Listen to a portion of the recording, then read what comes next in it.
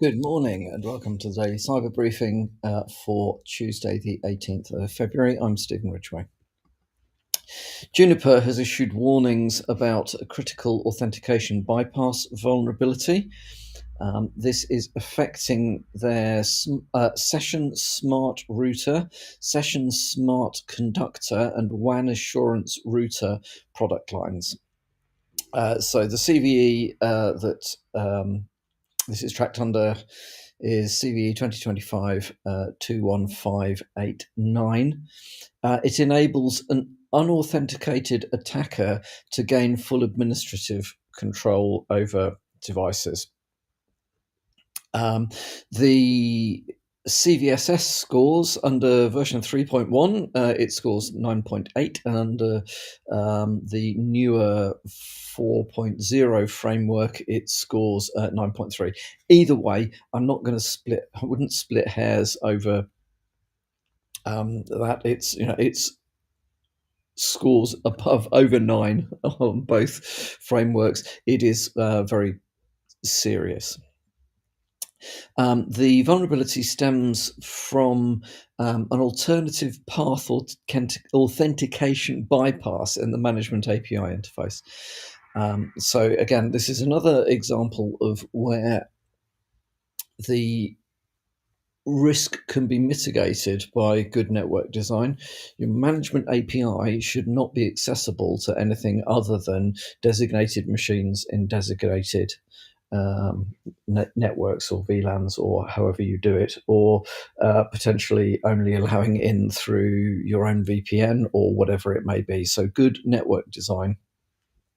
And as I said before, what's regarded these days as microsegmentation, but it's just designing a secure network, really, will mitigate this to some extent, at least. Anyway, otherwise, if you do find that you have your API interface for these devices available to people who shouldn't really have access to it, i.e. on the internet, as a lot of stuff is, then patch quickly. Patches are available. There is a link from we'll post the article at the end of the briefing, and there is a link there which will lead you to the information you need in order to apply the right patches to the right things. Patching network kit, appreciate, is not always easy. I don't know for these specific devices whether this would require downtime or not. Hopefully, if zero or very low downtime is something that's important to you, you've designed resilient systems where you can take one component out, patch it, upgrade it, whatever it is, and then, as it were, swap it back in again, swap out the other one, and then, or however you do it.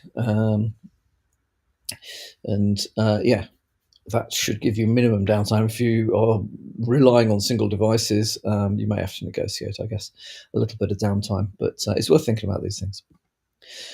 Okay, also in the bucket of current vulnerabilities, LibreOffice has a vulnerability. Is it one or more than one? One, I think.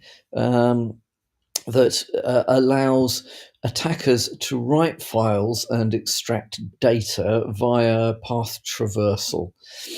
So there's a write-up in GB Hackers that explains, actually has some information that would be very useful for understanding how to identify this. I would have said, though, that most security visibility tooling or SIEM alerts would already have alerts in there, or your NIDS or whatever it might be, would spot attempts at path traversal. The example that they give in the article is a very straightforward one, dot dot slash blah blah blah. It doesn't have any obfuscation at all, or any attempt to bypass very basic pattern matching. Bear in mind there are lots of ways that you can do that, obfuscate those requests using, at its simplest, various different forms of coding for dots and slashes and so on and so forth. Lots of things that you can do that. But anyway, look, the vulnerability is CVE 2024 12426. and it is patched in versions 7.5.9, 7.6.5, which are two community versions, and 24.2.2, which is an enterprise version of LibreOffice. LibreOffice, just for interest, if you don't use it, LibreOffice is a very functional, free, unless you choose to pay for it, Office suite that is an alternative to Microsoft Office. I've used it a lot in the past and found it to be very good, found it to be very functional. It stems, I think, from it's a spin-off from the old OpenOffice project, which I also used for a long time. So very cool. Oh yeah, there are two critical vulnerabilities. So CVE 2024-12425 and 2024-12426. And as they say in the article here, there are millions of users that may be affected by this.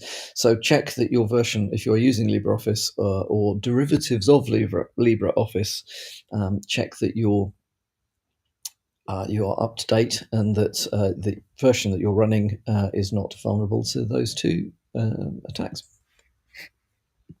And then finally from me today, and this one's in the category of oh no, more stuff about DeepSeek. South Korea has suspended DeepSeek AI app downloads based around issues with compliance for data protection regulations. So we have pointed out over the last few weeks that whilst DeepSeek appears to have put the cat amongst the pigeons with how wonderful AI can be and how cheap and quick and blah blah blah, lots of stuff has come out since then around. Well, firstly, it probably is cheap. It was cheap and quick because it plagiarized a load of things from other AIs. Sue me later. It also then has a series of, there are a whole raft of concerns regarding vulnerabilities, how vulnerable it is to jailbreak, what happens to any information that it's got, as in it sends it back to the Chinese government. So yeah, there are lots of